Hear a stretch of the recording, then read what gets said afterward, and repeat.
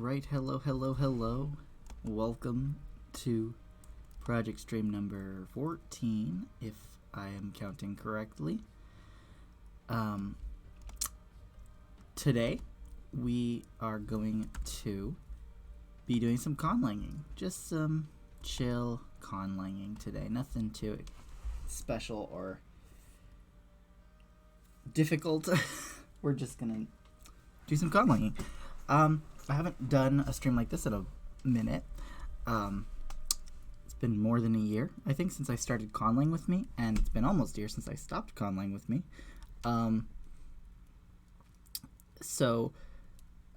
Other than some random conlang showcases and stuff, I haven't really done much conlang stuff, and I definitely haven't conlanged in stream.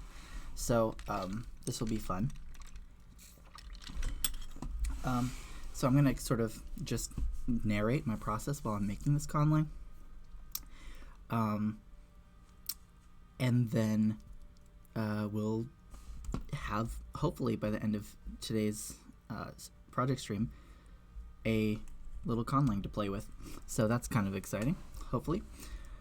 I know last week I had some unforeseen things that made me have to skip the stream.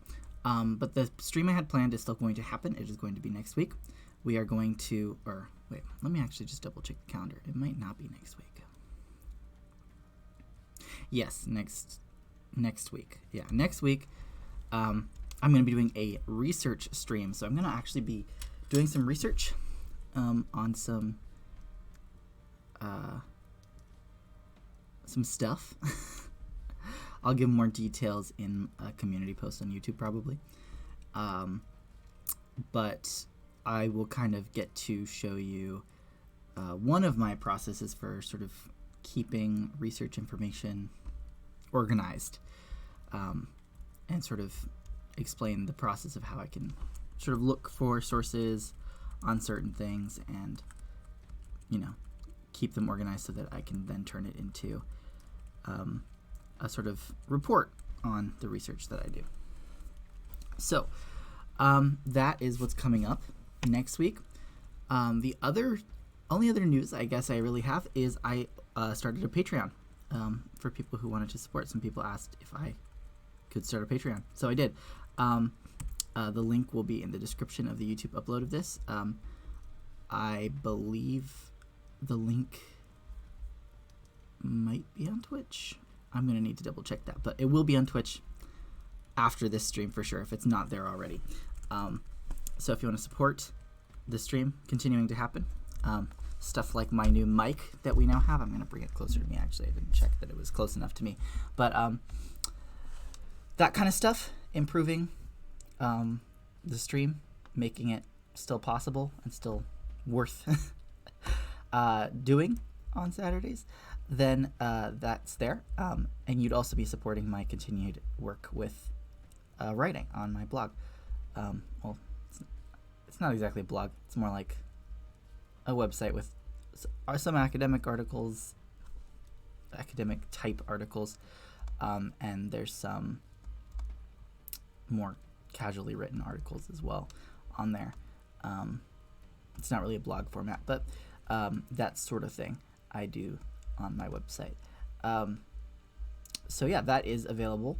It's already linked on YouTube, and it will be in the YouTube description of this video, and it should be on Twitch at least by the end of the stream. So that is the other news I have. One other piece of news. I have commissions open for short pieces of poetry in Old Norse or Old English, and you can access that via my Buy Me a Coffee, which is already linked on everything. So on YouTube and Twitch and my website, you can find it all in those places. You can commission a piece of poetry. Just give me what you want the poem about, and I can make it happen in some alliterative verse, Old Norse or Old English. So yeah, that is the news updates for today.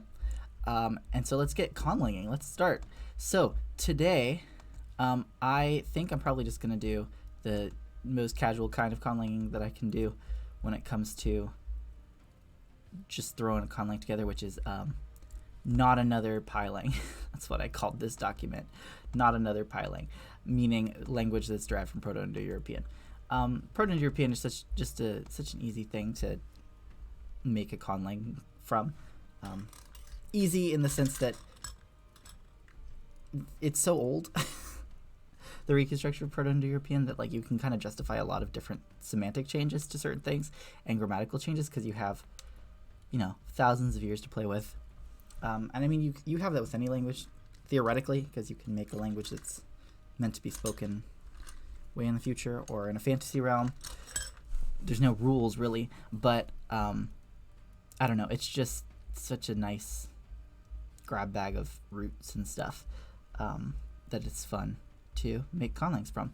Now, I usually like to start making conlangs with a goals page. If I drag this down, you can see my tabs that I've made. I have goals, sound, change, conjugation, and declension. I did that right before the stream. So which sheets I'll have at the beginning depends on my flow for the conlang, but this is a typical one where I have goals. I have, if I'm going to derive it from an existing language like this one, I'll have a sound change one. That's just what change is. That's where I'm going to have my sound changes and stuff. Sound is just the phonology. Sometimes I call it phono. It's just the description of the phonology that my language ends up having. Conjugation is where I put verbs, verby stuff, usually. If my adjectives conjugate, then they go there too. Declension is where I put nouns, and if my adjectives decline, I put my adjectives there. I won't always have these. Sometimes the language doesn't make sense to be split up that way, and I usually end up having more too for other things as well. But that's where I'm just going. And I'm actually going to put sound after change, just because of the order things tend to be in. But I'm going to start with goals. Like, what's my goal for the language? And my goal for this language is fun. I don't have any lofty goals for this conlang. I'm probably going to make it today and then never touch it again. That's what happens with a lot of these conlangs. And that is something that I have made peace with. I think that's fine. I view this as a form of art, and not all art is made with the intention of hanging it up on the wall. It's just, you just do it because it's fun to do, because we are creatures of creation. We like to make things, and so this is just art. So it's an art lang. It's a posteriori from PIE.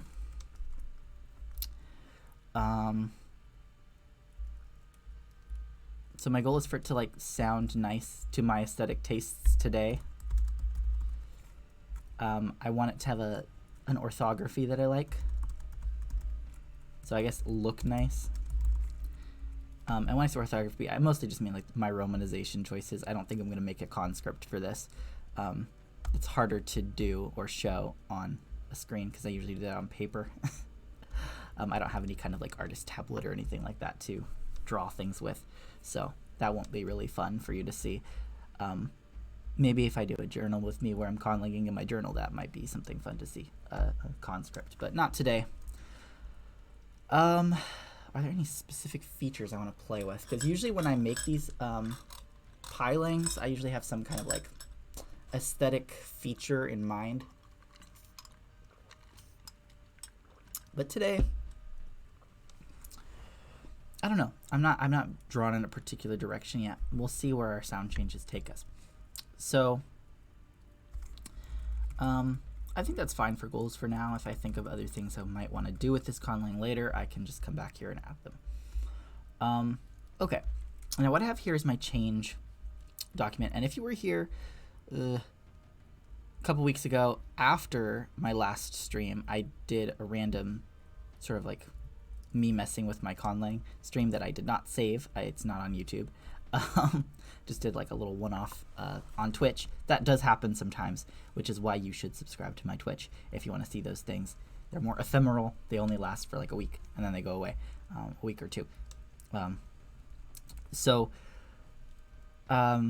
If you were there, you will have seen this sort of format. If you were there for my journaling discussion stream, you might have also seen something like this too, and I think I explained it there. But basically what I have here is this column that gets sort of pinned so that when I scroll you can still see it. This is where I'm going to actually write my sound changes in this column. And then this top row, I'm going to put the Proto-Indo-European gloss. Sometimes I put the gloss above, sometimes I put the Proto-Indo-European above. I actually might put the gloss on top, actually. Am I allowed to drag that, or will that? Yeah, it's going to be an error. I just have to switch them. I'll just move that there. And then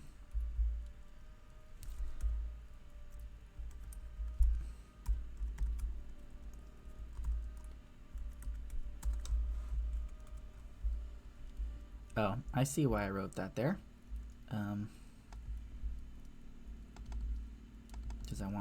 Because I felt like the gloss would be smaller anyway. That's okay. I don't think I can have two different font sizes in one block, can I? Oh, I can. That's right. I forgot I could do that. Okay, there we go. Yeah, so the PIE will go here, the PIE root that I'm taking from. And I'll decide how much of the root I want to keep. And then I'll explain what it means in a second. And then gloss will be here, just like what I'm going to have it mean in the result language. Usually I put up there. I don't usually have like a separate one at the bottom. I think it's better to do that, like at the bottom of your sound changes where you put your resulting word. Put the gloss for the resulting word. But I tend to have in my brain what the PIE meant already, like just like what the range of its meaning, and so I like to put just what it ultimately means up at the top. And then what I'll do is I'll put the PIE root, and then I'll put it through its sound changes, all the sound changes that apply to it, and then at the bottom you'll see the resulting word. And I'll usually like bold those or something so that they stand out at the bottom. So how I'm going to go about this is I'm just going to think of sound changes from Proto-Indo-European that I want the language to undergo. And I'm keeping in the back of my mind what sound changes existing Indo-European languages tend to go through as they developed from Proto-Indo-European. There are some that like most, like 90% of Indo-European languages underwent very early on, and I usually include something like them. Sometimes I tweak them a bit. But the reason I tweak them is I like to give this language its own sort of personality, like it's its own group from Indo-European. It's not it's not one of the subgroups.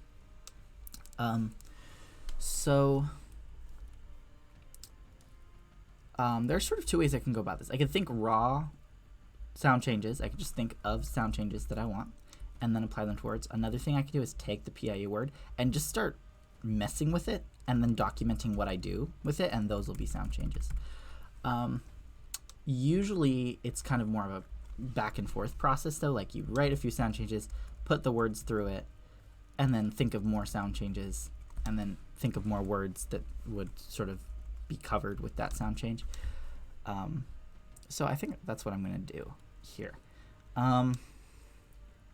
Usually I like to start with what happens to the laryngeals, so that's going to be H1, H2, and H3. What happens to those in what environments? The environments that they change in, like what they change to in different environments, tends to be conditional in most of the Indo-European languages. That's kind of part of why we know that they existed, because depending on where they were in the word, they would have different results in the language, like different things would happen. So I'm going to make these smaller actually. It's a big, made it size 10. I hope it's still visible at size 10. Usually it's size 10 by default, but then I upped it to 12 just so you could see things better. But I think the sound changes themselves, I might keep it 10. You know what I might do? I might, in the view of my window, I might crop out this stuff. Like, I'll say what I'm doing. So I just want to be able to make this bigger.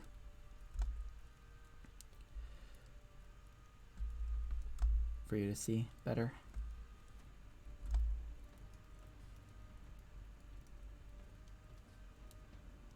Yeah.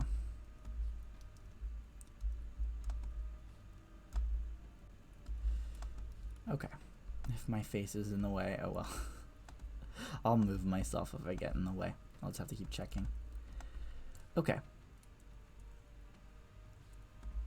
So, what happens to them? I like to have different things happen to the different ones, because that also tends to be a way that we can tell where they were.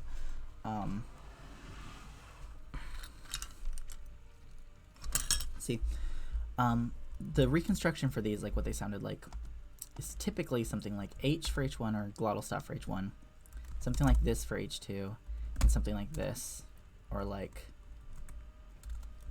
this. Wait, no. Why can't I do an upside down capital R? There we go. This, maybe with some rounding, or it'll be just this and this with some rounding.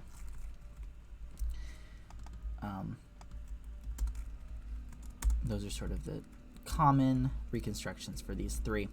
And part of the reason that they were probably uvular or sometimes pharyngeal is reconstructed as well for H2 and H3. So like this. Why didn't it do it? There we go. H1, H2, H3 is because they tend to have an effect on vowels. Oh, someone in the chat says hi. Hi. I'm just conlanging.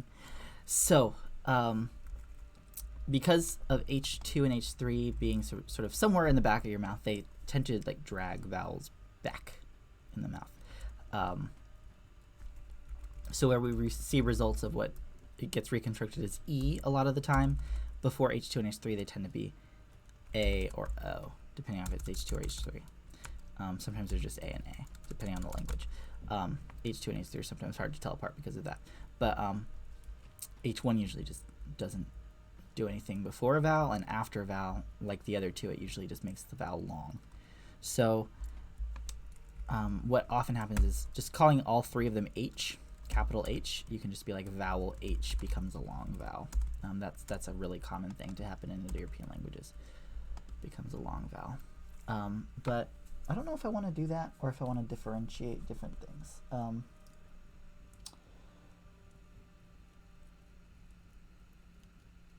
Like E before an H becomes a long E before H1 becomes a long E. E before an H2 becomes a long A. That kind of thing also happens a lot. So I'm trying to decide what I want to do, or if I want to keep them. One thing I like to sometimes do with my Indo-European languages is I like to keep H1 or I like to keep H2 or H3 around in the language, because the only branch of Indo-European that tends to do that, with some exceptions, is the Anatolian branch.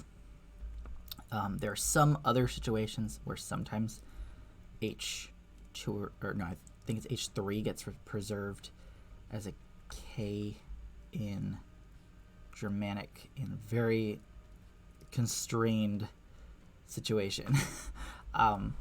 It can happen, but that depends on the reconstruction.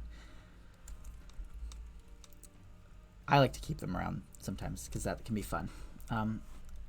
But until I decide, I think what I'm going to do is I'm going to say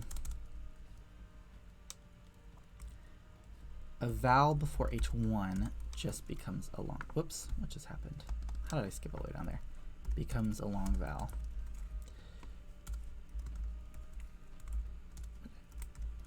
There we go.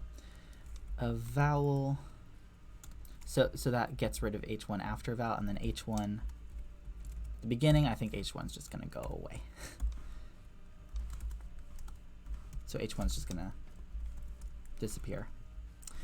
And then H2 and H3 are going to do something, and then I'm going to have them merge, I think. I think they're only going to do something after a vowel, and then before a vowel they just merge. So what I'm going to do then is, okay, well, my Indo-European vowels, if I'm using standard reconstruction, I have E, O, U, and I, technically, because U and I can be vowels sometimes. Usually they're consonants, but they can be vowels if they're the syllabic thing. So H2, EH3, OH2, OH3,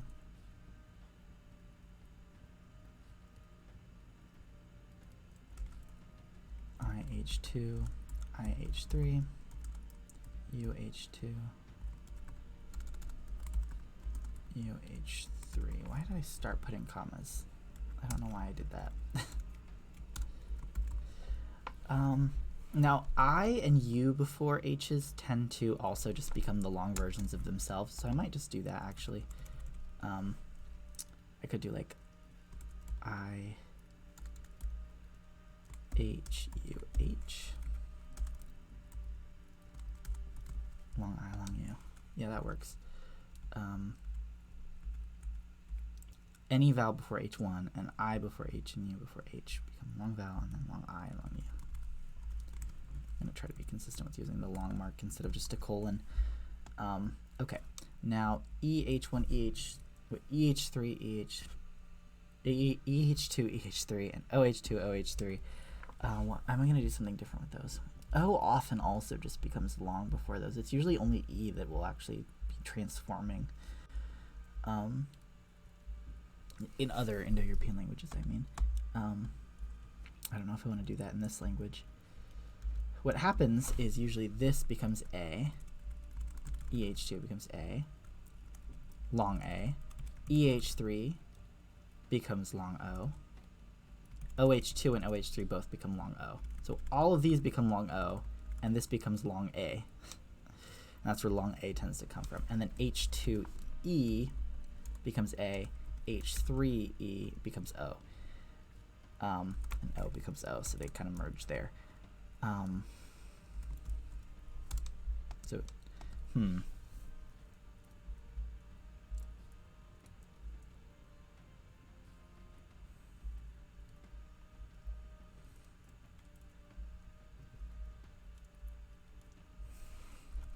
I think I want both of these to become long A if I'm using this scheme anyway.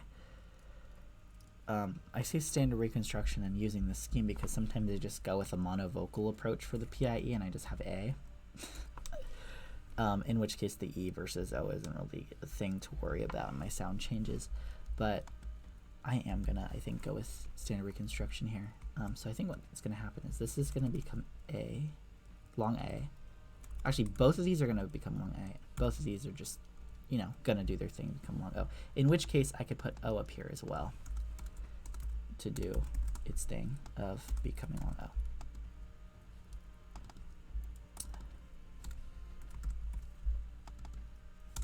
In which case I'm just gonna say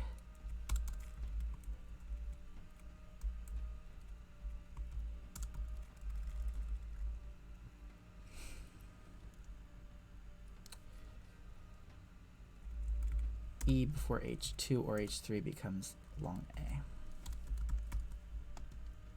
Okay. So it's any vowel before H1 and all vowels other than E before any H at all just become long versions of themselves.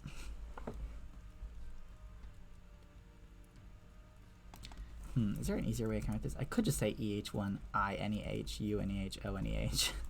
Couldn't I? Because that's the only other thing I'm not thinking of, isn't it?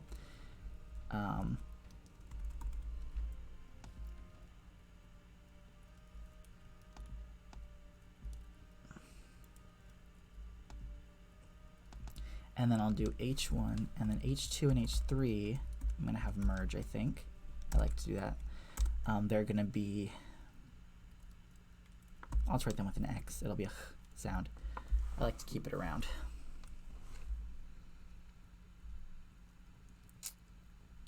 Yeah, okay. Yeah, I'll write it as an X.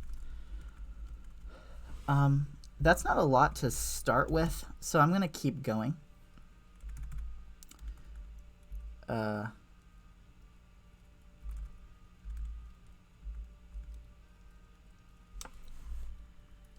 But what I'll say is after an existing long vowel, since I'm using standard reconstruction, there's going to be some long vowels there.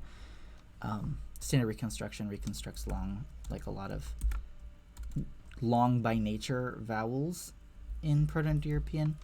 Most Proto-Indo-European long vowels are long by position, or like compensatory lengthening of a missing consonant.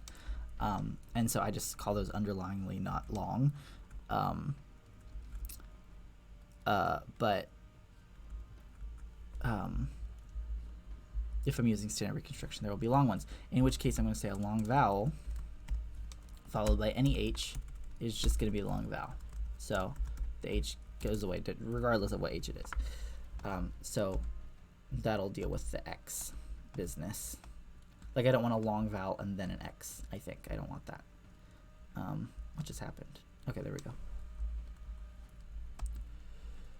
Things are starting to slow down. I don't know why.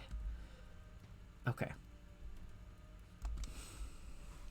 That's not a lot of sound changes to start with, to like start using words and putting them through sound changes. So I'm going to do a few more before I test this out. Now there are a few different kinds of stop series in Proto-Indo-European to think about when you're doing sound change from Proto-Indo-European. There's the fact that you have sort of 3 phonations for stops. You have like voiceless, voiced, and voice aspirated, which are sometimes reconstructed as voiceless, glottalized, and voiced aspirated, depending on if you're like a glottalic theory person or not, in which case also the aspiration tends to be secondary. Like, you could say that these are aspirated too, and then underlyingly, like, they could be aspirated or unaspirated. Some people have this as an implosive instead of a glottalized one. It depends. But there's that to deal with in each of the articulations. So like that, and then same here. And then you go back in the mouth, etc. With those 3 phonations of voiceless, voiced, and voiced aspirated. There's also with the velars, or like the back of the mouth ones, there's like what are typically called the palatovelars, which is this series, which get written with an accent over them. It's like an old way to note palatalization. It's not IPA at all. But these are typically not thought to be palatal in Proto-Indo-European. They just become palatal in the languages that distinguish them. They were probably just plain K, G. They were probably just these 3. And then the ones that we traditionally write as the plain 3, if they were different, they were probably uvular, like in the back, further back in your mouth.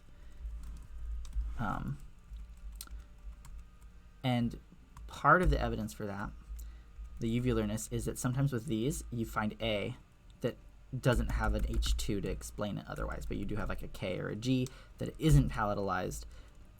If it was uvular, that would explain why the E is further back in the mouth and surfacing as an A in some of those languages.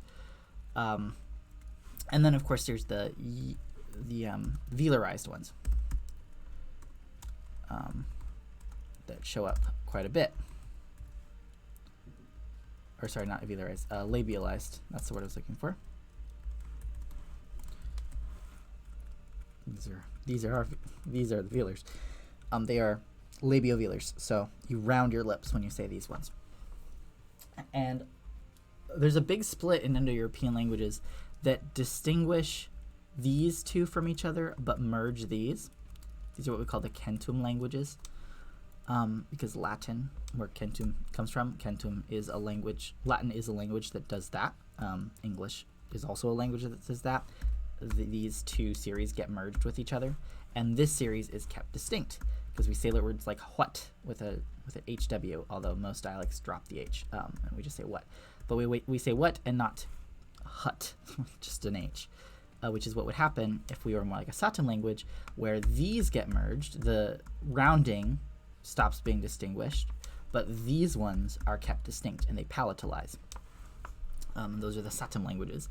Satem is the Avestan word for 100, if I remember correctly, because Indo-Iranian languages are in that category where these merge with each other and these are kept separate. I tend to merge these two as well. I tend to make quantum languages. Sometimes I merge all three, which creates problems sometimes because there are a lot of minimal pairs between these. But I like to do it anyway sometimes. I'm trying to decide what I want to do this time.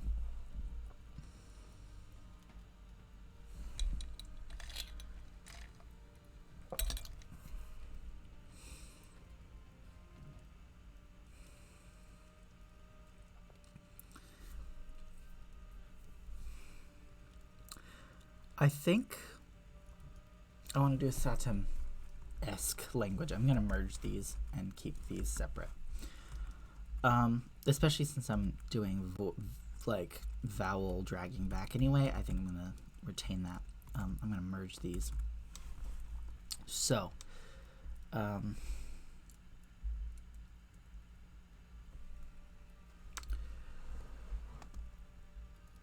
might do this before my pharyngeal stuff though, because I want to be able to say that either of these, actually no, it should happen before. I'm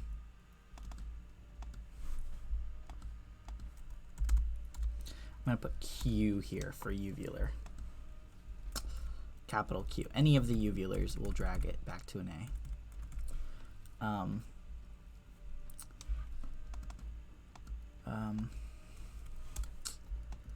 Oh, but I can't put it in there because that'll imply that the Q goes away. So I'm also going to write this rule here. I'm going to say E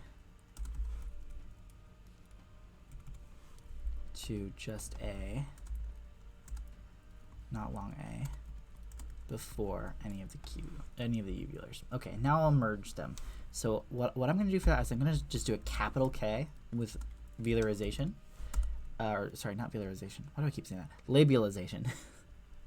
And then just make it go to regular K. So now I don't need to worry about the series because it's been grouped in with these after they've already done their little work on turning E into an A. And now these three are the ones I need to deal with. What are these going to become? And I think that's going to potentially depend on what I do with the phonation, what I want to do. Let's think about the phonation, because okay, I have P, T, palatal K, and K now. I have B, D.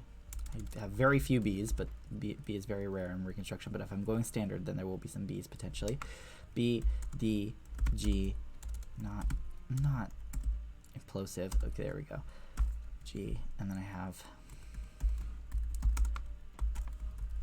the voice aspirated.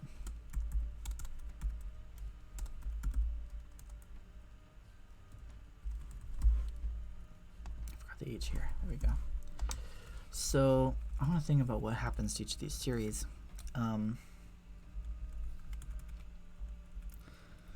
Because some languages merge along these lines too, like they'll merge these two series and keep these separate. I've also done some conlangs where I merge these two series with each other, like the aspirated voiceless and the the aspirated voiced and the voiceless ones just become both voiceless ones, potentially aspirated. And then I keep these voiced. I'm not sure what I want to do this time. I think I don't want to do a Grimm's Law thing. Actually, it might be kind of interesting to do Grimm's Law in a language that's Satem, but I feel like that's been done. I mean, I might have done that before already. Grimm's Law being what my channel name is referencing. I'm Grimm's Lawyer because of Grimm's Law. But basically what happens is it goes like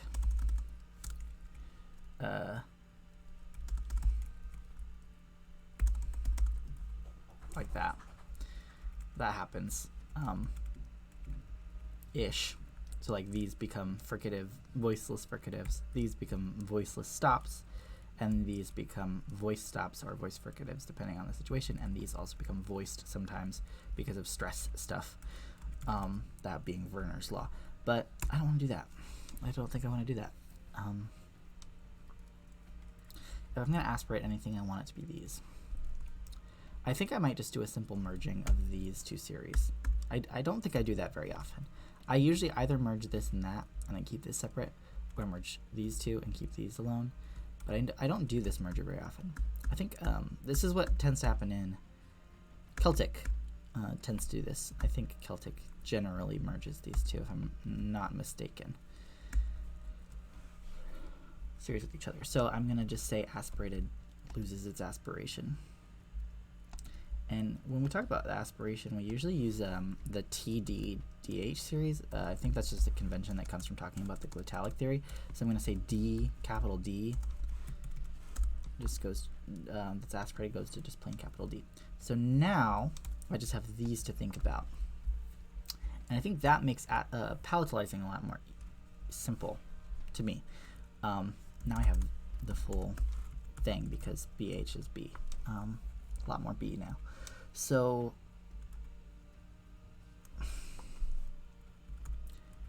I could keep the voicing distinction just itself, just not do anything special with it, at least at this stage.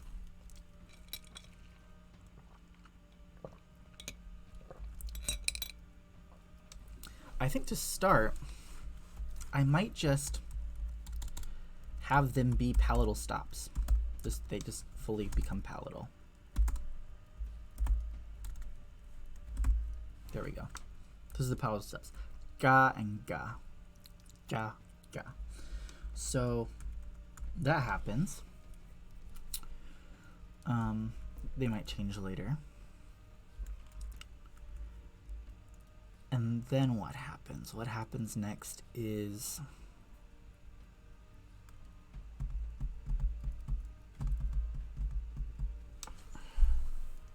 oh, you know what I forgot to do? There's some other syllabic nonsense that tends to happen with these H's. So with sonorants like M, N, L, and R, which can all be vowel-like in some situations, they can be the syllabic center, the nucleus of the syllable. Sometimes you'll have like an M with an H, or an N with an H, or an L with an H, or an R with an H. And languages tend to do different things with those. Different Indo-European languages tend to do those.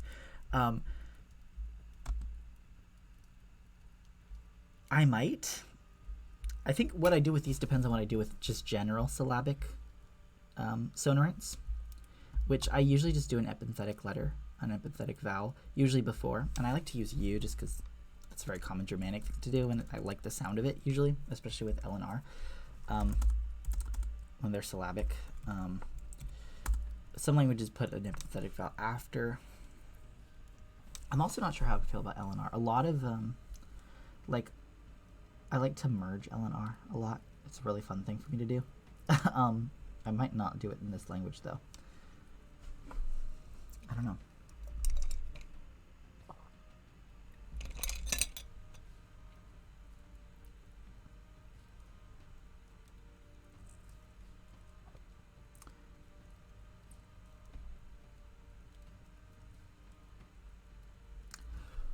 Maybe I will merge L and R the opposite direction I usually go. I usually make L turn into R. I seldom make R turn into L, but I think I might do that in a syllabic context and in a syllable final context. I think I want to have them merge.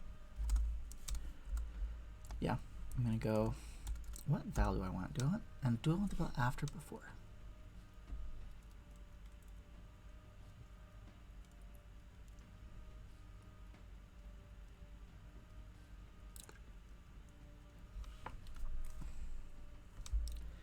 I tend to merge the M and the N too, actually. I might do that here too. I might go one. I do that so much. This is like a cliche of my PIElangs, is to have the M and N become un when they're syllabic. And then ul. No, I want lu. No, I want ul. Yeah.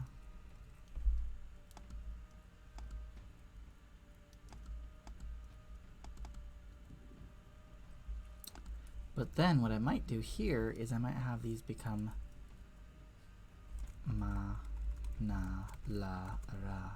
Yeah. So yeah. So sonorant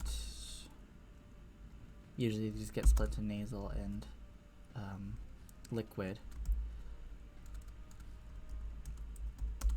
Become nasal A, liquid A. And these become this when they are syllabic.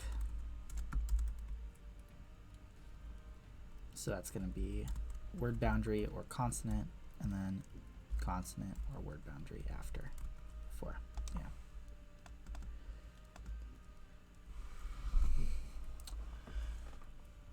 So let's see. I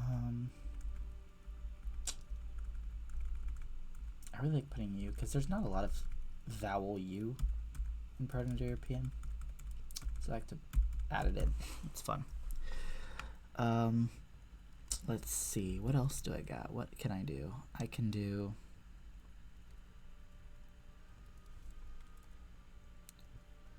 I want to play with stress yet? No, I usually wait till later to play with stress.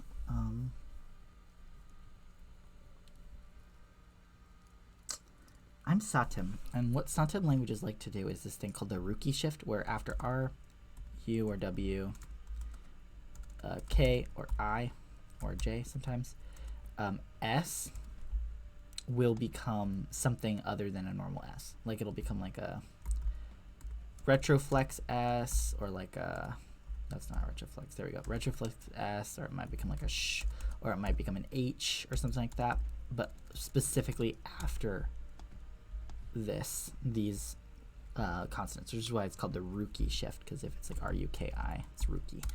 I don't know if I want to do that because I just don't know what I'd do with S yet. I really do this sound change a lot where S becomes H in certain environments. I might overdo that a little bit, honestly. And I think I'm going to have my X turn into H eventually, so that would be a merger of the H2 and H3 and S in some contexts. I've done that before. But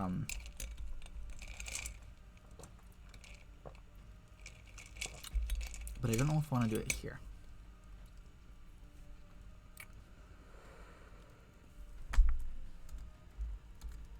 Let's not do it and see if I want to do something like it later. What else can I do? I care for syllabic stuff.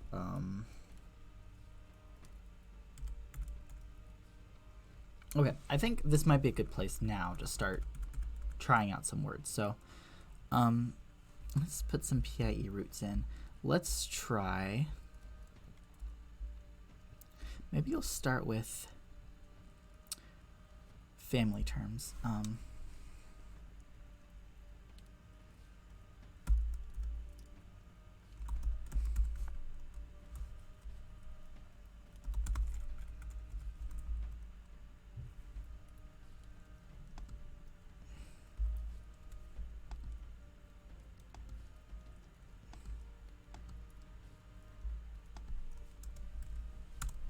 There we go. Yeah, I don't want this italicized. I want this italicized. I want this italicized. Okay. So that's mother. And I think I am going to include the length mark for now just to see how it comes out. The length is only there in the nominative. And it's there to show that there's an underlying S that is lopped off per Shemerenyi's law. Shemerenyi's law, I think it's how it's pronounced. In English, it's a Hungarian name that I know I'm mispronouncing. Semerenyi or something like that. Semerenyi. But there's a law named after that person where after an R at the end of a word, there's like a prosody constraint that means you can't have a consonant there. This happens with H too as well. Like if there's an H here, it will just make the vowel get long in dotted languages, and we see that as a result. But underlyingly, there is an S here. Like you don't say the S, but like it's sort of floaty there. It's like a ghost consonant that's causing this to lengthen. So if this is what is in the late Proto-Indo-European that I'm taking from, then that's what it is. But I like to see what it will be in other cases as well. And so I'll just remember to lengthen it when I do the nominative case, if I even end up with a nominative case. I don't know what case system I'm going to have yet. So I think I'm not going to put it there. I'm just going to say, like, this is the root to which we add endings, including s, which will then lengthen it. That's what I tend to do. H2, there. So that's father. I might do the other words for mother and father that are reconstructible, like, no, it's one.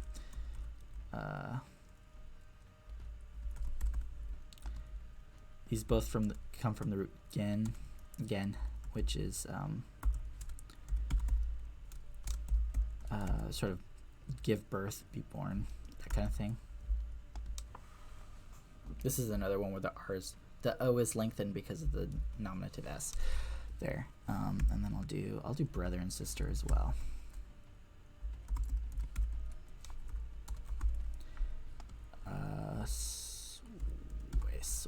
Another lengthened by underlying s there. Okay, all these I'm just gonna put dashes. This one there's no nominative s. You just add other things to the end, but you just don't put an s on the nominative for the IH2 ones when it's a feminine with IH2. So this is mother in PIE, this is father in PIE, this is also mother and father, but more like progenitor female, progenitor male. We have brother, sister. There are a bunch of options for son. The main one for daughter is this one.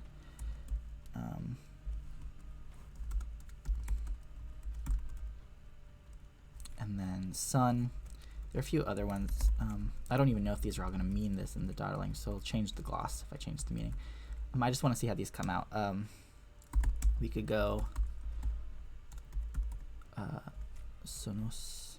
I'm not putting the s for the reason I explained before. It's a nominative ending I don't necessarily have here, depending on the case. Or if we want to go the Greek route, they use y sound here, which I like to spell with I and u. So u here is a vowel, but this is a consonant. This is like a j. That's often reconstructed spelling will often use a y. I like to use I and u consistently and just know where the syllable boundaries are, because they're the same phoneme in PIE, and I haven't split them into different phonemes with any of my sound changes yet. So that's why. All right, and then we have,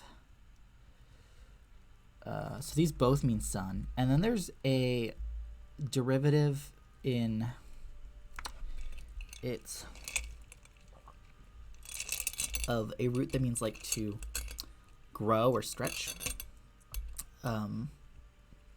that gets used for son in Celtic, and it looks like this in PIE. So this could also be son or just child, depending on what I want to do with it. So son, child, masculine, just grammatically, but I could make a feminine version of it too if I wanted. But yeah, so let's see how these come out. So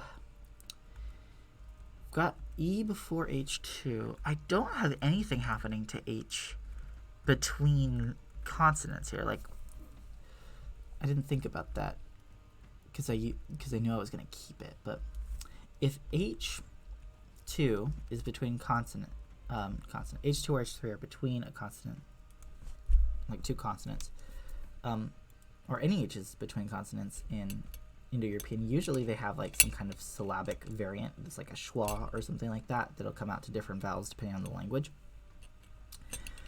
But like in Greek, if you have a H1 that's syllabic, it becomes e. If you have H2, it becomes a, and if you have H3, it becomes o. But I don't know if I want to do that. I might just keep it X, and we'll have like weird consonant clusters that we'll have to deal with later. I would rather do that.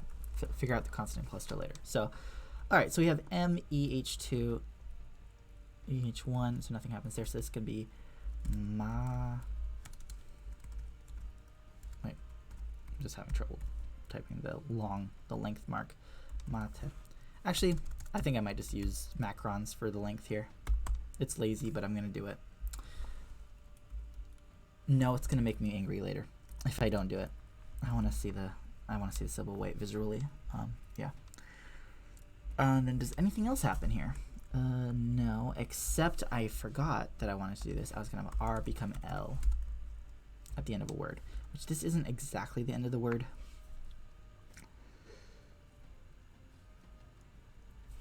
But I am gonna write it here, just to be aware. I do want that sound change later. I'm inspired by a friend who's done this before in one of her PIElangs, and I liked it, and I want to try it. Okay, so when I eventually decide on my declension, at least one of them might have no ending, so that'll be like matel if nothing else happens. But I don't think anything else is going to happen to this word yet. Nothing else sound change wise yet. What happens here is H2 becomes X. So this is father so far. Dad. Okay. Now you have some change to do. Okay. NH1 here, and then IH2. So first, IH2 is going to have its moment where it's going to become a long I. Okay. Then NH is going to become, actually, I think I want to reorder this. I want this to go last. I forgot to do that. Yeah. NH needs to become NA. Genatri. And then the G is going to become a J, so it's going to be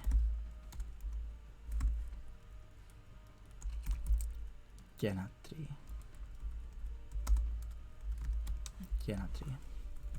There we go.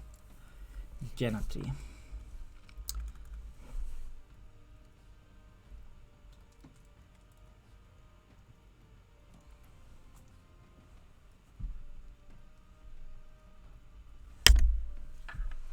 Sorry, I got a time-sensitive thing I need to respond to.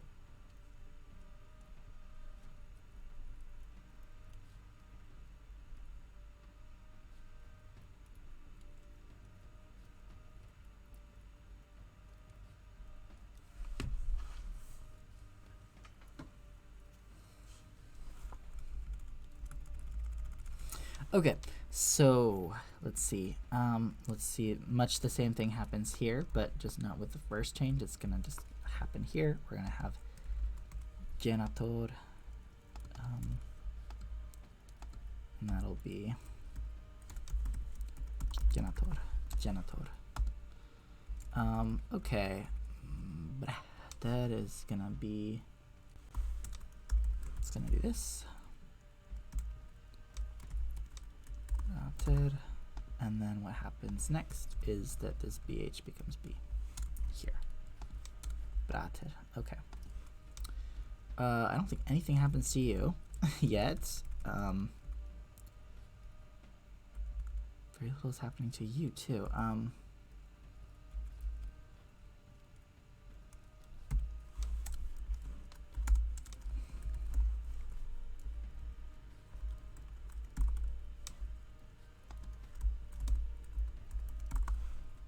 Okay.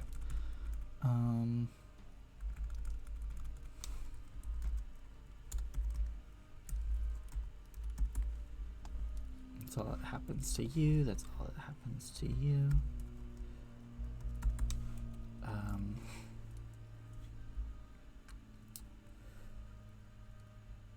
I am gonna write it with a J here though, because not as clear syllabification there. Okay, and then we have, let's see what happens here. Interesting. We've got ma.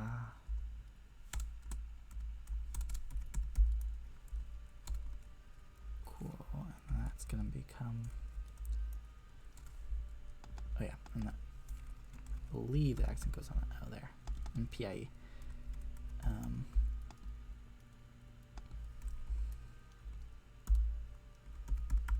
Mutual. Okay. That's what we've got so far. So we're definitely going to want some more sound changes because I'm not, this is not how I want the language to sound ultimately. So we're going to need some more sound changes. I also just learned from this time sensitive thing that I get to go until 2 today. I actually get to go until 2 p.m. So I don't got to end as early.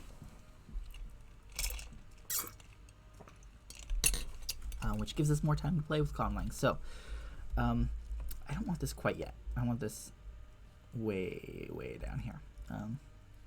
Let's think of some more sound changes. So, oh, I forgot to mention this, but yeah, I also freeze the top 2 rows so I can still see what the root was even when I'm like scrolling further down. I want to still see where it started and still see the gloss. So what's next? I don't know if I'm happy with the vowel inventory. So I have 5 vowels now. I have like A, E, O, U. That's kind of boring to me.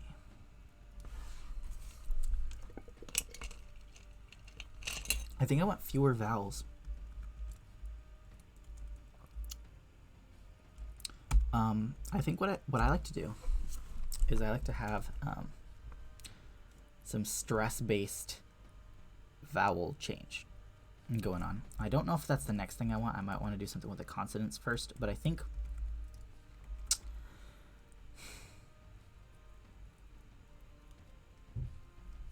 what I want to do is a thing where E becomes A when it's stressed,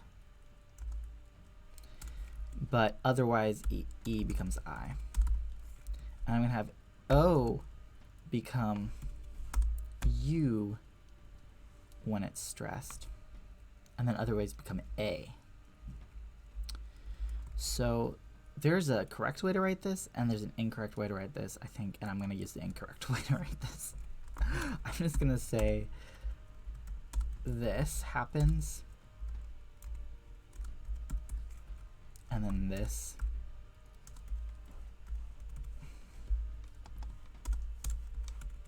happens. And that's fine. That's not how you're supposed to write it, but actually that would allow me to put it all in one row, I think.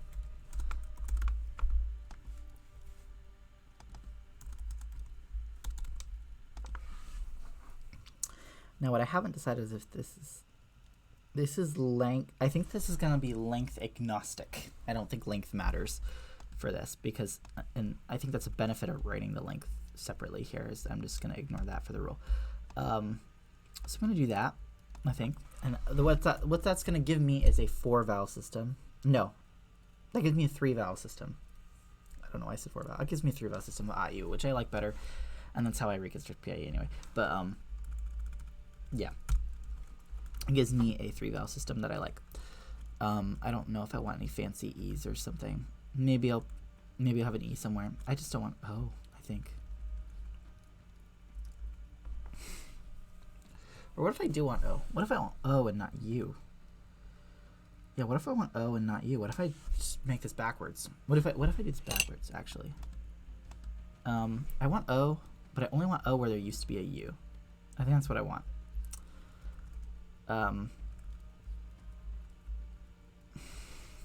Is that true? No, I like you. I'm gonna do a 3 vowel system with you. Yeah. So I'll apply that in a minute, but what I'm gonna do first is I want to do something with my consonants.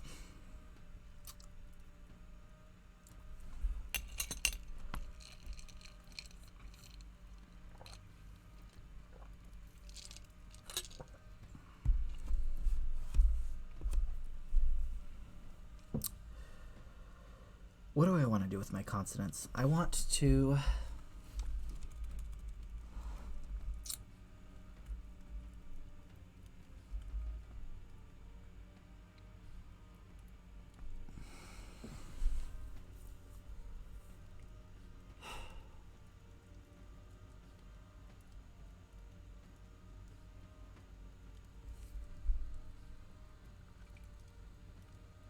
what do I want to do?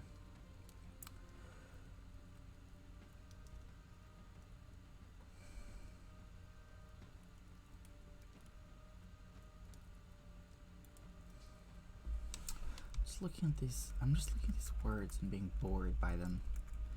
I'm being bored by what these words look like and how they sound.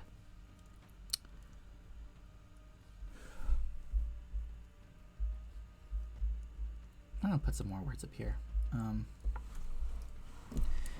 Let's do a millstone. Let's do it's like good.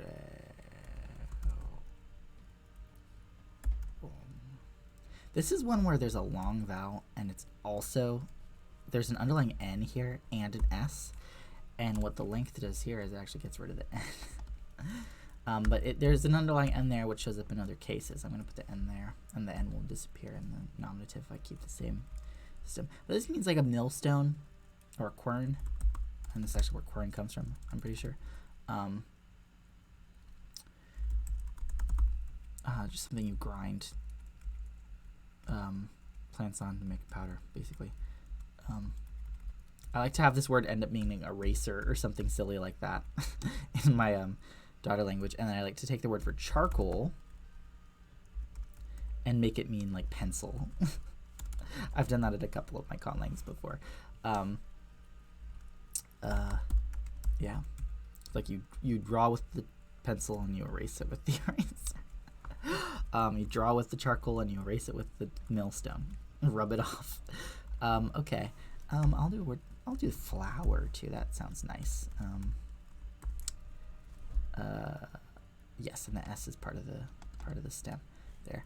It gets to be long when you add the extra S there. But no, I'm not gonna do that.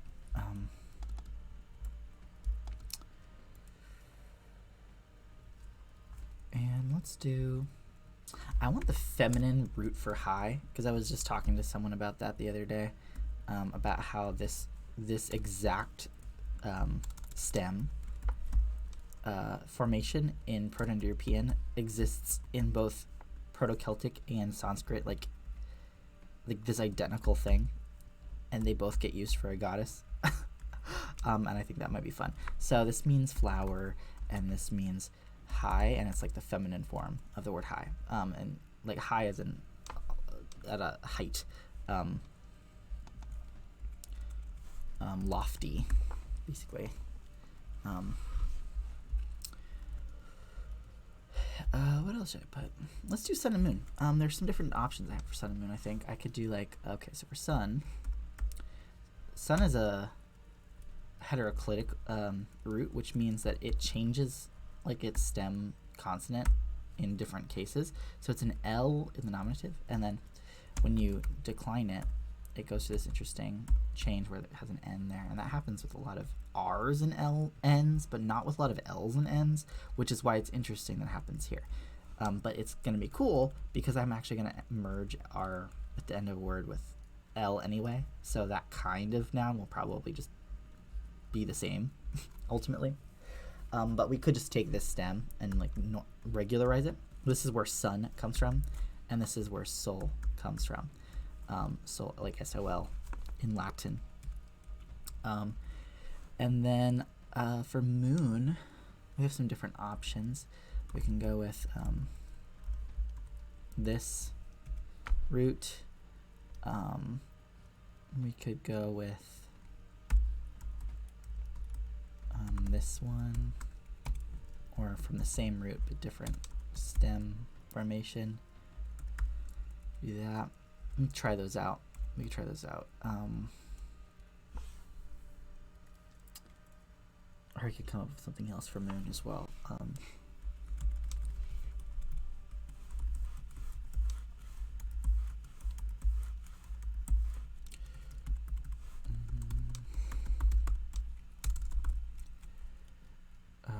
Star.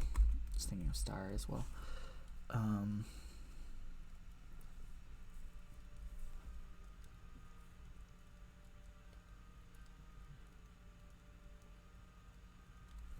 And let's see how this comes out too. This might be a good one to keep a track of, which is this is another long O, but there's an underlying N there. Speech. Another one we could do there is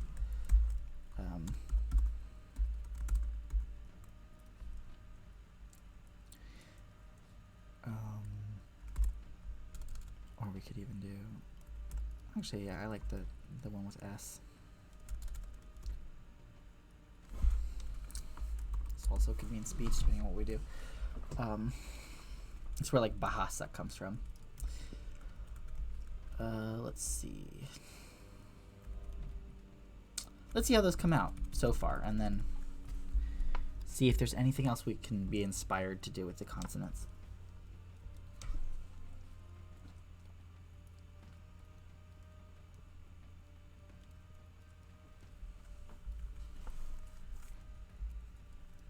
Let's see. Okay, so first things first, this becomes a long A.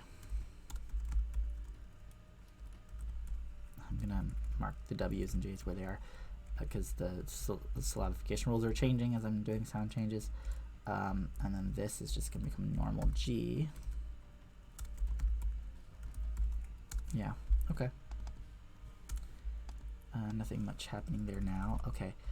H1 is going away. So that's the first thing that happens with this one. And then this is gonna, that syllabic L is gonna be a UL. And then this G is gonna become a normal G, so it's gonna become ongul.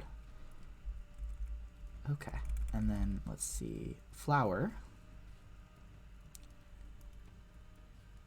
That H3 is going to go away, so it's just going to be long O. And then the BH is just going to become normal B. And you could see how blossom would come from this word bloss.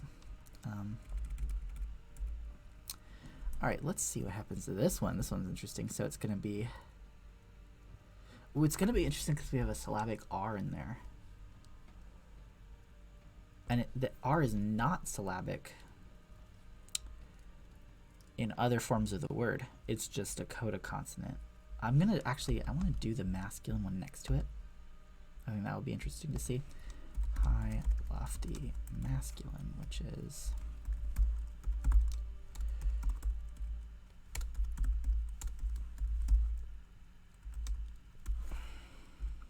there's an S there that goes there when it's in the nominative. Okay, so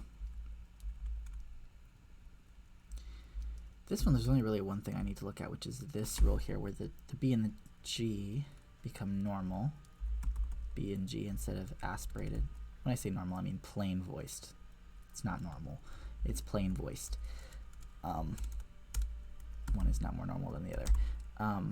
But then I also have the palatalization going on here. But then with this one, first we have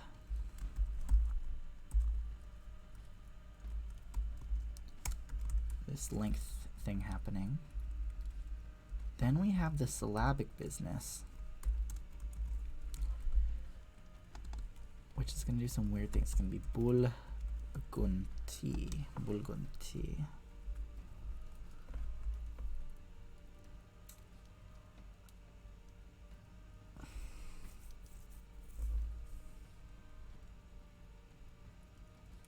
Do I like that?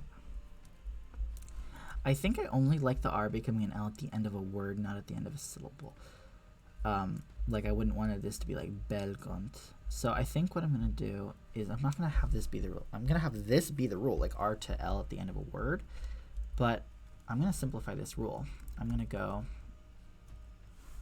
I'm going to go NR to UNUR.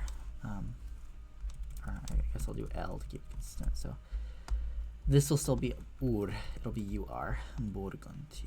Burgunti. So this is basically just the Germanic rule. Full stop. And that's fine. I like the Germanic rule where it's UR. And then this becomes, oh, can't forget the palatalization there. Then, and this is how you get like the word Burgundian out of this root.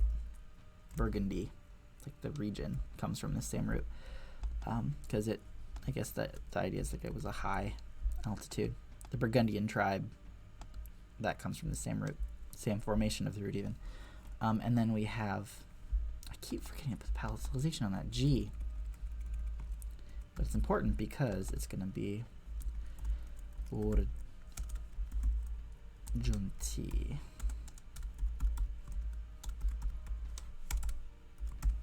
There we go. Orjunti. Orjunti. Okay, now let's go here. Long O.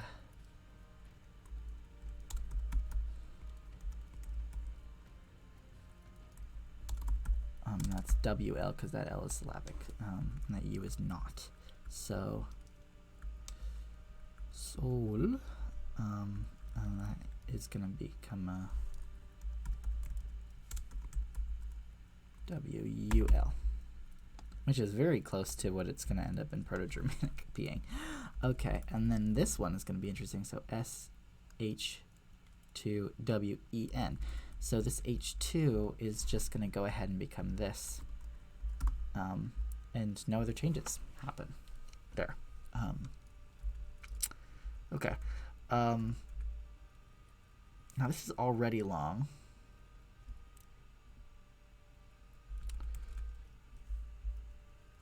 You know what I should have done? I should have written this as H becomes nothing after a long vowel instead of long vowel H becomes long vowel. I should have just said H becomes nothing.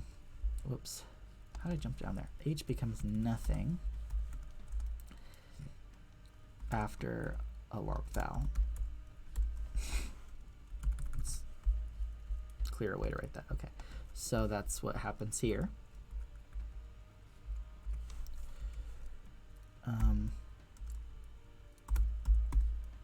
And that's it for that one.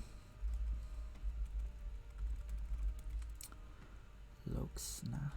Okay, this is just going to become Loksna. Nothing else happens there yet. Okay. I'm going to do more vowel stuff after this change happens. The only thing that happens here is this change, which is that this becomes an awful lot harder to pronounce. This also becomes hard to pronounce. I forgot to put the accent there.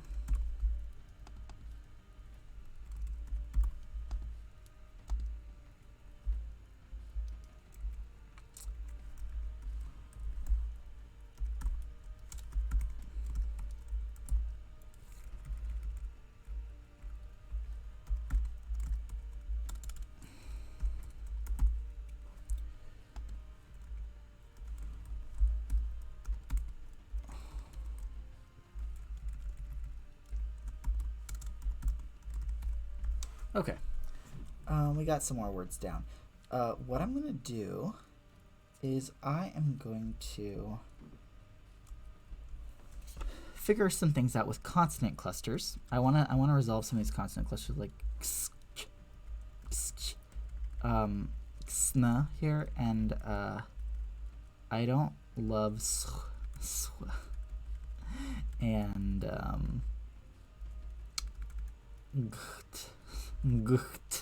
either. I want to figure out what I'm going to do with these things.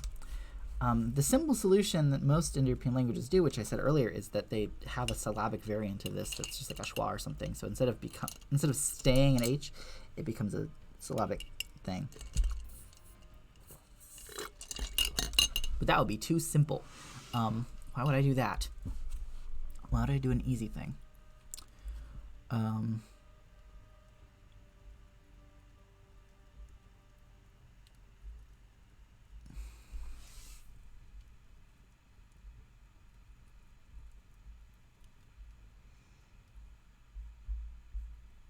There's a couple more words I want to put here that I want to try out. I want an H2 at the beginning of a word, and H3 at the beginning of a word. Let's do this verb. I think my verbal nouns might use T. I do that a lot though. Maybe I'll use to. I don't know. I I like T for verbal nouns. Okay, yeah, sure, why not? And that's living, existing, being in some languages.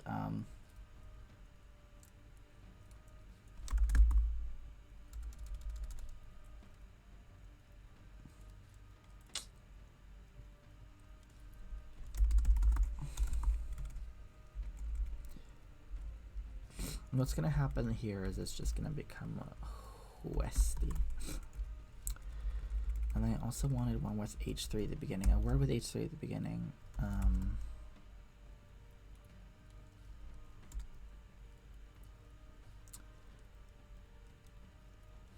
guess this is an easy one.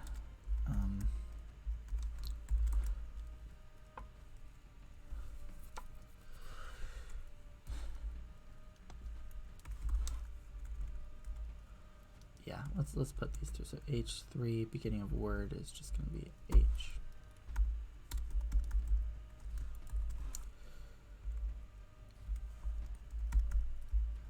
Okay, that's I.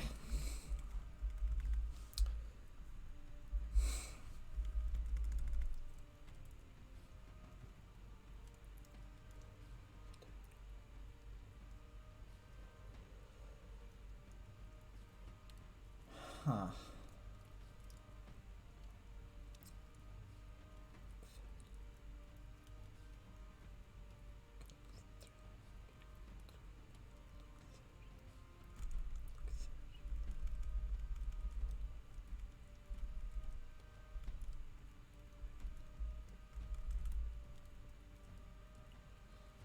Okay, I have an idea.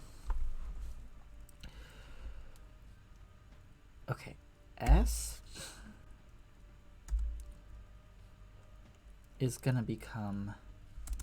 Alright, I'm going to do this in fewer steps. I'm going to change all these X's into H's. I'm just going to have it become H right away.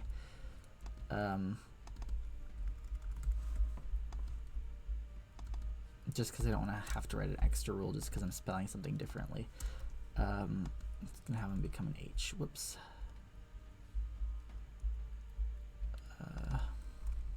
Real quick, right off the bat. Okay. I'm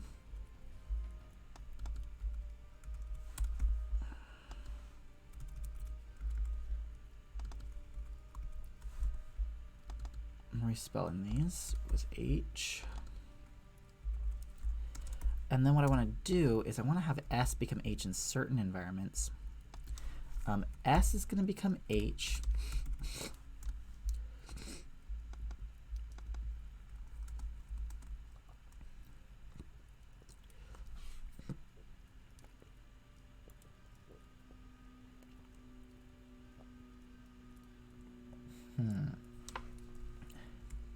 What I usually do is word initially, or word boundaries. I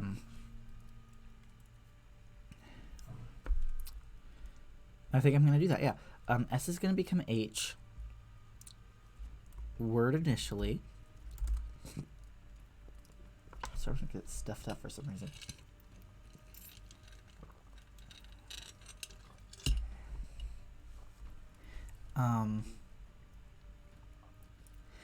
And I think it's also going to become H between consonants.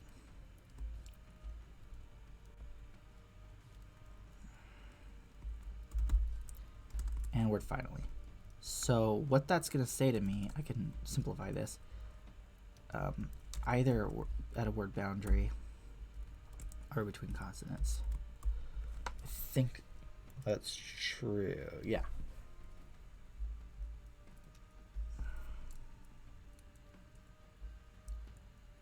Yeah, okay, so, and then what I'm going to do is I'm thinking what I'm going to do is I'm going to have H followed by a plosive become the fricative version of that plosive.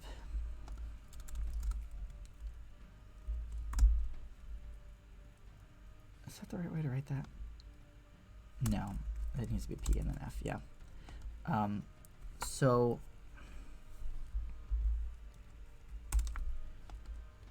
what that means, and then if I have two H's in a row, I'll just become H. I could also say H becomes nothing before H or after H, but I'm just going to say 2 H's becomes nothing, becomes H. So what that does here is that this then becomes ther,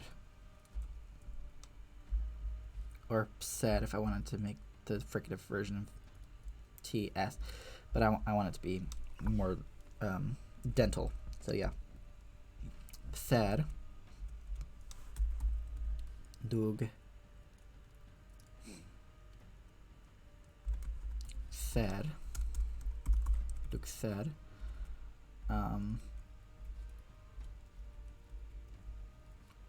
This just becomes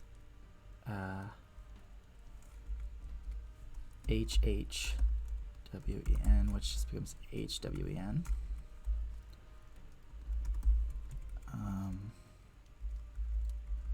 This becomes look sto, which becomes look, and then the fricative version is like a sh, look sho.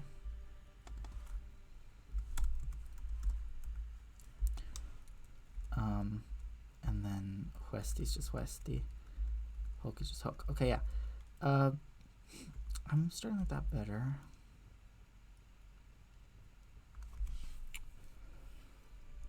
Oh yeah, what happens to star? I forgot about that. Because that S is between vowels, so it's going to be HHTER, which is become a thed. There we go. Thed. Thed. Which is kind of hard to pronounce, but yeah. Oh, Hearts80 says hi. I just saw that message. I don't know how long ago that was sent, but sorry if I missed that for a while. Yeah, so there we go for the word star so far. I think now I want to do one more thing. I want to do something about these consonants between vowels. I don't think I just want to voice them. That sounds simple and basic, and I don't want to do that. Maybe I do want to do that. Maybe what I want to do is I want to fricate intervocalic voiced plosives, and I want to voice intervocalic voiceless plosives. Sort of like a chain shift. So have a beautiful day, though. Thank you. So what that's going to mean is this, between vowels, and then I should probably be more specific and define what each one becomes, but I'm gonna be lazy right now. T becomes D between vowels. So what that looks like is, do we have any intervocalic voiced plosives? I'm only counting true vowels. I'm not counting clusters here. I don't think I do. Maybe I need one. Maybe I need a word with one. Can I think of any words where you'd have an intervocalic voiceless plosive? I'm at a loss right now for roots where that would happen. I'm gonna put a verb. I'll do another verb. I just put a huesti there to live. I'm gonna do H1. That was really. Let's see, is to redden, to make something red.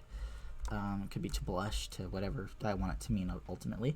But the first thing that happens is that is gonna be long E. Okay, and then that other H goes away, so it's sort of D, T. That D becomes a normal D. I keep saying normal D, I mean plain voiced D when I say that.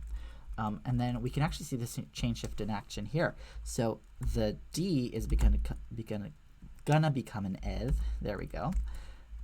First, and then the T is gonna become a D. This is gonna become redi. Do I like that? Do I like that's happening? Redi. Redi. Okay, I'm going to be more specific here with these changes. I'm going to say HP, HT, HK. It's going to be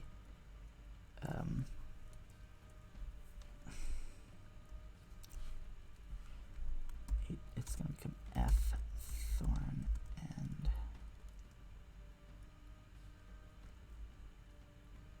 X. And then what if it's a voiceless one? Doesn't matter, the H is devoicing it, so it's going to be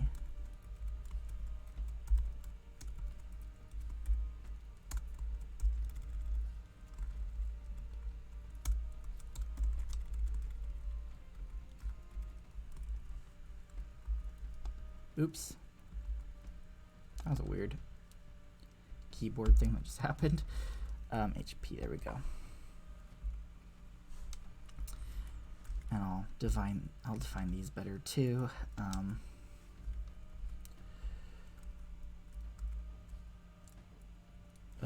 BDG is gonna go V ev velar fricative, and then PTK is gonna be BDG. There we go. Cool. So this is gonna be modded. I realized I forgot the accent here way long ago. The literal first word I did. Modded.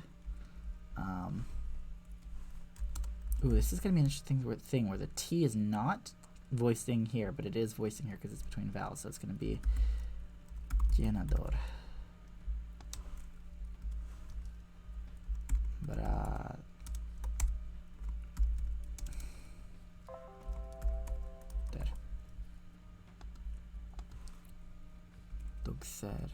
Dugser macho.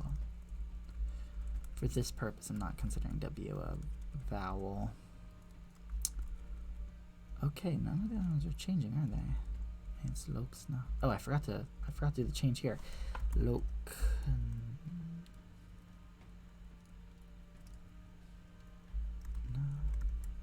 And I made a typo here.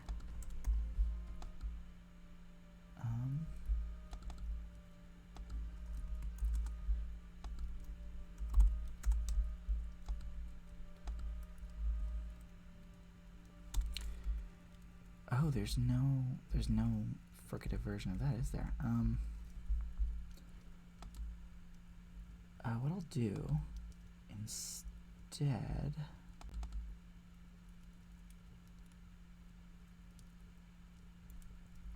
There's another way to write this. H becomes nothing when it is not word boundaries or syllable boundaries. So, or like between vowels. Yeah, that's what's gonna happen. So this is gonna become lokna. Lokna.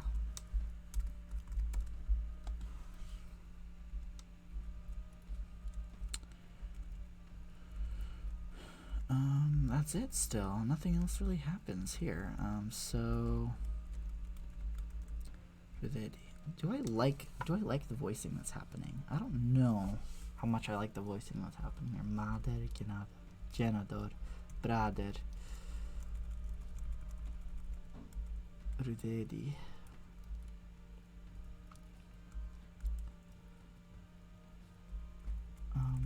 Oh, and then this is gonna make this H go away, won't it? Oh no, I overspecified this. It's at the word initially before H or between consonants. There we go. That keeps. I like the hua here, and I don't like the th here though.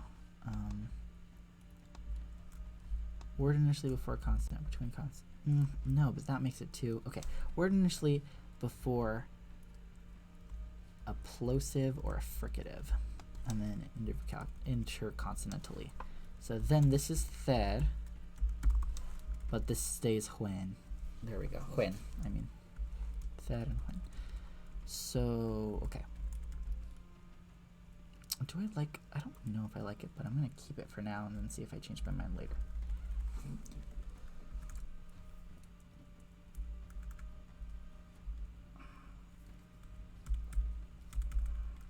Let's do this sound change now. E becomes A when it's stressed. That's going to happen here. Oh,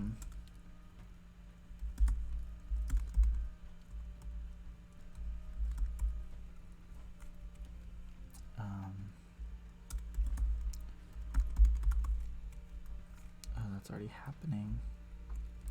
Oh, and then E is becoming I when it's unstressed. I need to remember to do that too.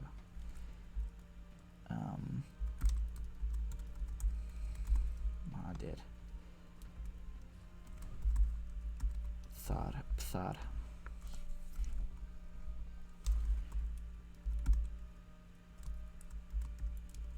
But did. Oh, I forgot to do S stuff here. There is a S thing that happened here because this is the beginning of a. This is huesor. Huasar.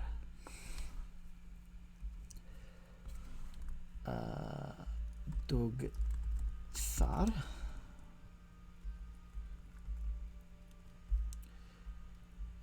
There's H stuff happens here as well. Who no? Who you?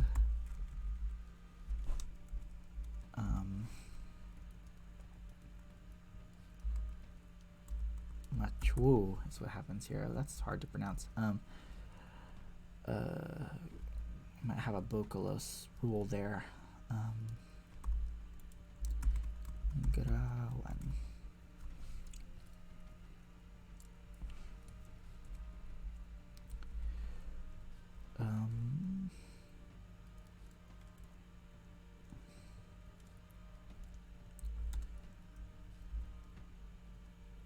Ungul.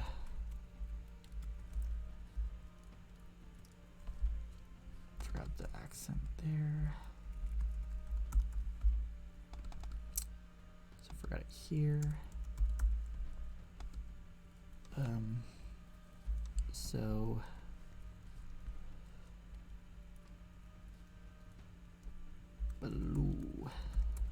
blues. That's gonna be Barjant. Nothing changes there.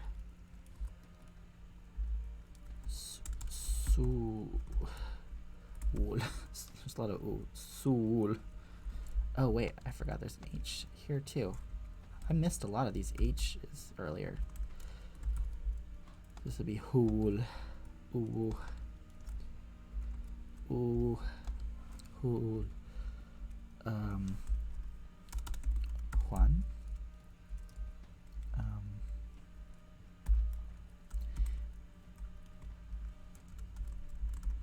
Mans.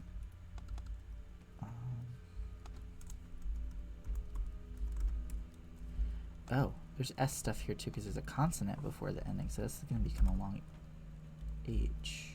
Well, it's going to become a long H, I mean, not a long H.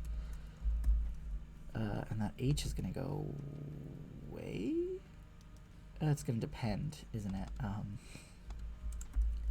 There's an underlying H that's going to do different things depending on what the ending is, huh? It's going to become a loc.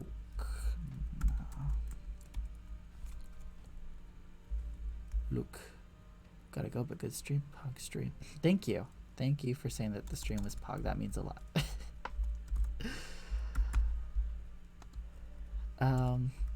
Okay. Thought.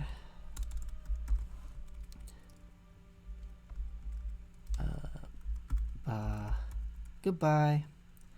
Man. Basa. Wasti. You'll notice there's a lot of A that's coming about here. Hak. And Rudadi. Rudati.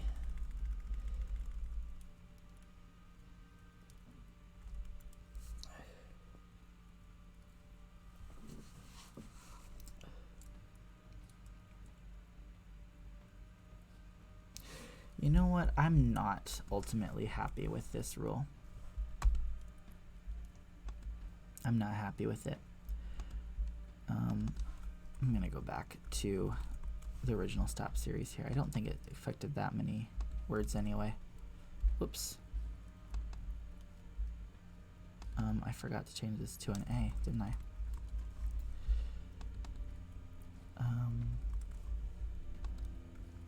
Yeah, I'm not ultimately happy with this interval calc voicing rule thingy that I was doing.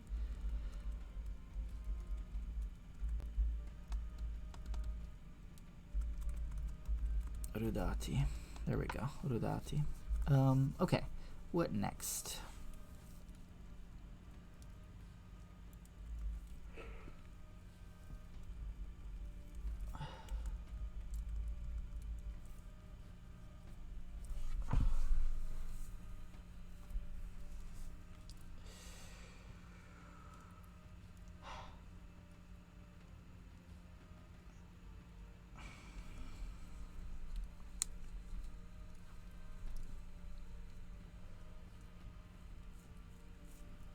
I think I'm going to do a stress shift and then get rid of vowel length. I think that's what's happening next.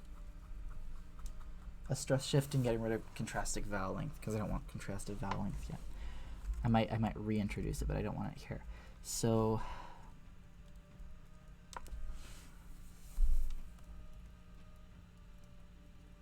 yeah,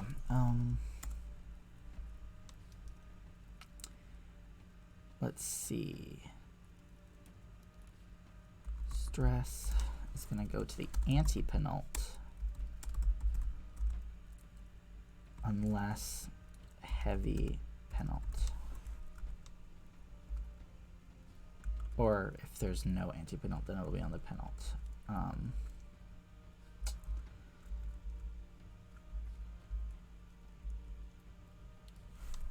So this is fine. Stress here. The stress here is going to move to the heavy penultimate syllable here. Janatar is on the antepenult. Bratir, Huasar. Duksar is going to move to Duksar.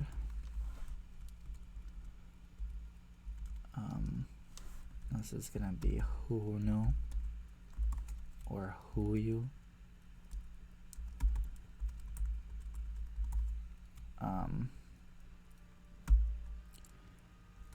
Maku.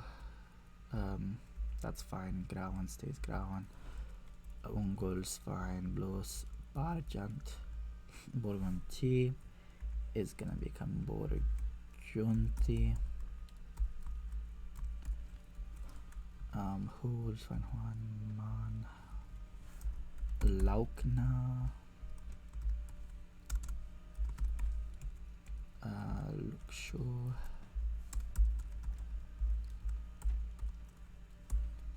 It's fine. Barman's fine. Bas is fine. Huasti is fine. Rudati. It's long, so it stays where it is. Okay.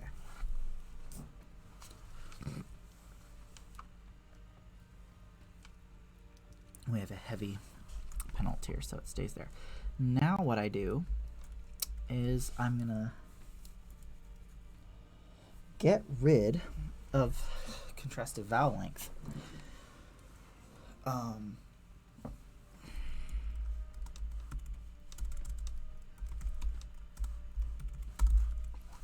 And what that means is my stress is now predictable, except for where there used to be a long vowel that is no longer visible that's keeping the stress there. So give me matir, thar, janatri, janatar, baratir, huasar, dugsar, Huno, huyu, maku, grawan, unggul, blus, barjant, urjunti, hul, juan, man, laukna, lukshu,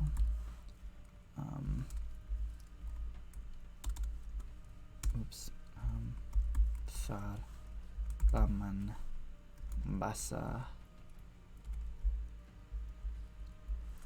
hwasti,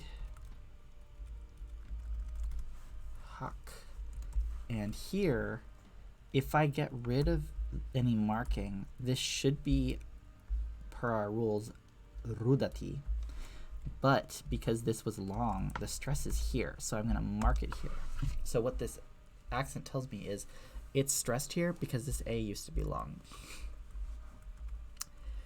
So I'm going to use the accent mark only where it's like, this is breaking the accent rules. And it's breaking the accent rules because it wasn't breaking the accent rules when it used to be long, but now it's not long anymore. So now it's an exception. All right. So that's nice. I don't have nearly as many things to mark now. I'm going to do some more shifting here with how things are pronounced. I think what I want to do, this rule's coming up soon. But first, I want to do some voicing assimilation.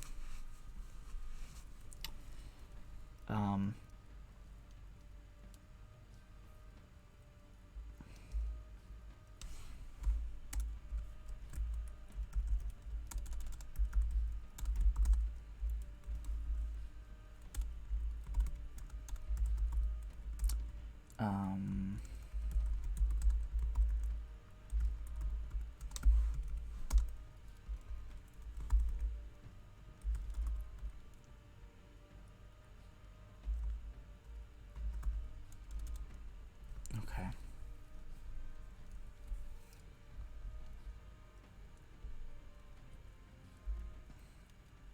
I'm going to explain what I just did. So this is plus plosive alpha voice plus plosive beta voice to beta voice. What this should say is it should be like this repeated, but with alpha voice changed to beta voice. But I'm just doing it like this because I'm lazy and I know what I mean. But what that means is alpha voice is like, so alpha and beta stand for plus or minus, but when their answer is different. So whatever the voicing of the first one is gonna become whatever the voicing of the second one is. So the main example I'm thinking of is here. Oh, that's not a plosive though. I'm gonna say it's not minus continua. It's minus center. It's plus. It's an obstruent. I'm just trying to exclude S though. Is the thing. Yeah. Obstruent, and I'll just do V. V is a really common abbreviation for voice. So yeah. What this means is I'm basically inventing the letter Z in this language now, which I didn't want. I didn't want that. I don't want a Z.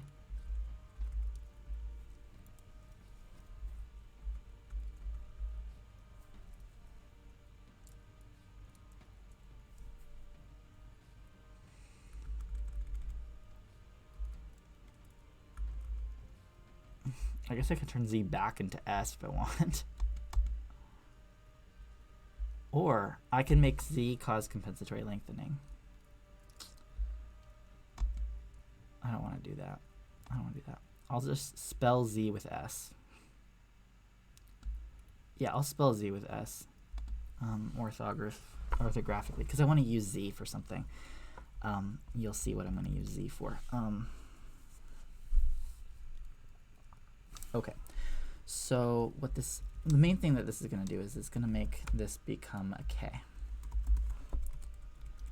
any other places where this comes into play? I don't think so. These are the same voicing. This is not an obstruent. I think we're fine. I think we're fine. Yeah. Okay. Now we can do the R turning to L thing and see how we like it.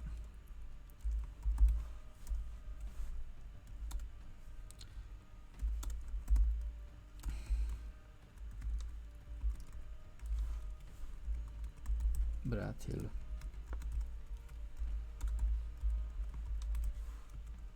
Duxal. Brusbergen. Tihul. Hur. I like. Hul is still Hul. What I think I would change. Juanman. Thar becomes Thal for star. That's nice. Nothing else changes. Okay. Matil. I like Matil for mother. Matil. Better than Janatri. I don't know. I like Janatri as well. What I want to do though is I want to shift some things over so they're easier to pronounce and spell. So what I want to do is I want C and J to become affricates. Ch and J. And J. And I want this one to become sh.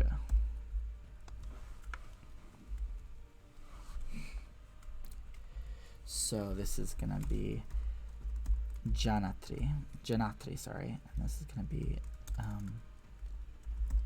Janatal, and this is gonna be Barjant. Doing a weird DZ thing there. Why is it happening? B-A-R-D A-N-T. Barjant. Borjunti.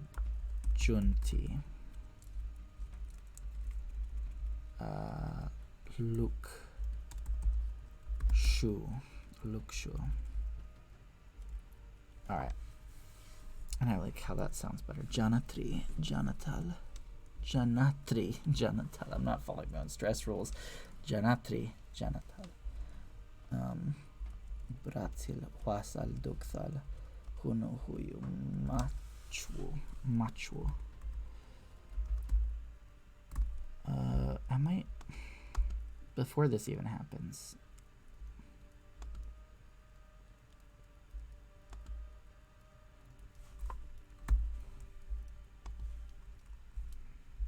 I'm gonna have a woo rule. I think woo is gonna become oo after a consonant, and then otherwise I think W is going to become V in intervocalic. I do this a lot. I don't always do this, but I do this a lot. I'm going to do it here. W is going to become V, actually pretty much everywhere. So this is going to be Machu, is going to become Machu, and then it's going to become Machu. But all the other W's are going to become V's, unless they're after a consonant, I think. They'll stay W. Like Juan will still be Juan. It won't be Juan. So what that changes is like Gravan. Huvul is now more pronounceable than Huvul. Hasti still Hasti. Oh, yeah. Okay. Now anything else that's changing here is Borjunti Huvul Manahlukshu. That okay.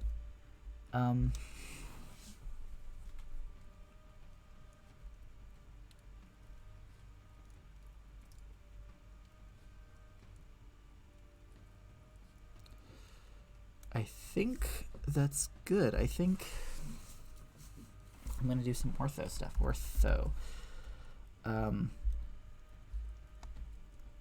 I want to spell TH with thorn because that's easier to spell, I think. I think I'm going to spell Joe with a Z. ch with a C, and sh with a X. Okay, I should probably write this down actually. I'll do a note here. So it's ch, sh, and that are gonna be written. The only special character you need for this conlang is a thorn. You just need access to thorn. Are there any letters I'm not using that could be thorn? The only one I can think of is I'm not using Q, but that's ugly. I don't want to use Q. No thanks. Janatri, Janatal, Bratil, Huasal, Duk, Thal, Hunuhuyo, Machu, Gravano, Barjant, Urjunti, Huvul, Juan Manhan, Lokna, Lukshu,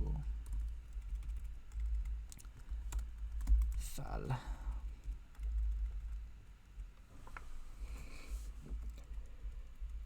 Stirudati. Yeah, I guess, yeah, you need access to thorn and all the three vowels with the accent. So a, I, and u with an acute accent need to be accessible to, I think, as well. So yeah, that's it for orthography. And the results will be at the bottom, I guess. I was hoping to get into some like noun declension and verb conjugation today, but it was just really hard to think of what I wanted to do with this calling. I think because I didn't have like a aesthetic vision to begin with. And that's fine. That happens. It's just exercise. This is just like just a fun activity to do for me. Just thinking about this stuff, trying things out. I have a lot of fun. I don't know if it looks like I'm having a lot of fun, but I am having a lot of fun with this. Duksal is fun for daughter. Huasal, Psal. I don't know if I'm gonna want to keep that cluster actually, and the Ktha. Maybe I do. Psal, Kthal. Kind of like it. Janatri, Janatal. I like Burjunti a lot. And Rudati. I think I've literally had a conlang called Baman before, just because they were similar. At least the same sound changes happened to this word specifically that made it Baman. I think I have a conlang called Vaman too from the same root, but I haven't looked at it in a while. All right, we will stop there. It's been 2 hours. Thank you for anyone who just came to chill with me today in conlang, and anyone in the future just chilling while I do this. I appreciate it. Next week will be a lot more focused, and I'll be doing a lot more explaining because I'm going to be doing research, and I'll explain my process with doing that. So stay tuned for that. Thank you, and farewell.